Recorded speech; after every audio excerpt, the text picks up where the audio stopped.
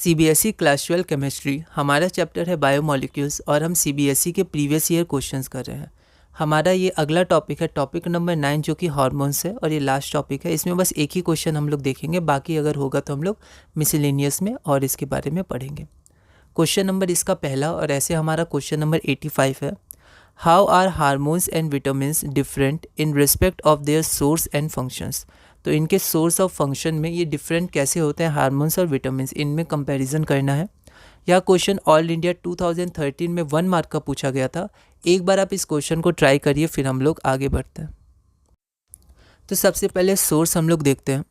Most of the vitamins can not be synthesized in our body but plants can synthesize almost all of them. तो हमने देखा था कि ज़्यादातर vitamins जो होते हैं वो हमारे बॉडी में सिंथेसाइज नहीं हो पाते हैं, ठीक है। कुछ हो जाते हैं पर ज़्यादातर नहीं हो पाते हैं, इसलिए हमें विटामिन का सोर्स प्लांट्स को, मतलब जो प्लांट्स हैं वो सिंथेसिस करते हैं, इसलिए हमें वहाँ से प्रोडक्ट्स और डाइट में अपने विटामिन्स लेना पड़ता है। उसकी डेफिनेशन भी ऐसी ही थी, ठीक है। Which are required in our diet in small amounts for optimal growth और मेंटेनेंस, जो हमने देखा था। Hormones are produced by endocrine glands in our body. तो हमारे बॉडी में जो इंडोक्राइन ग्लैंड्स होते हैं वो प्रोड्यूस करते हैं हार्मोन्स, तो हमारे बॉडी में ही प्रोड्यूस होते हैं, ठीक है। अगला हमारे पास क्या था, फंक्शन। चलिए फंक्शन देखते हैं। फंक्शंस में क्या है, vitamins are required to perform specific biological functions for normal maintenance of optimum growth and health of organism. ये हमने देखा था, ठीक है। वो स्पेसिफिक बायोलॉजिकल फंक्शंस परफॉर्म करते हैं विटामिन्स। और hormones act as an intercellular messenger, ठीक है। मतलब एक सेल से दूसरे सेल में इंफॉर्मेशन पहुंचाने के लिए हार्मोन्स का यूज़ होता है। And transfer information from one group of cells to another, इसलिए इन्हें इंटरसेलुलर मैसेंजर भी कहा जाता है। They also help to maintain the balance of biological activities in the body. इसके अलावा ये बायोलॉजिकल बैलेंस को भी मेंटेन करने के लिए, बायोलॉजिकल एक्टिविटीज़ के बैलेंस को मेंटेन करने के लिए भी ज़रूरी होते हैं। तो ये हमारा पूरा हुआ, 1 मार्क का था, इतना सफिशिएंट है। लैंग्वेज आप देख सकते हैं। तो इसी के साथ हमारा चैप्टर 10 पूरा हो गया बायोमोलिक्यूल्स, और टॉपिक 10 मिसलेनियस हम धीरे धीरे समय के साथ करते रहेंगे। और इसी के साथ अब हमारा ऑर्गेनिक केमिस्ट्री पूरा हो चुका है, ठीक है।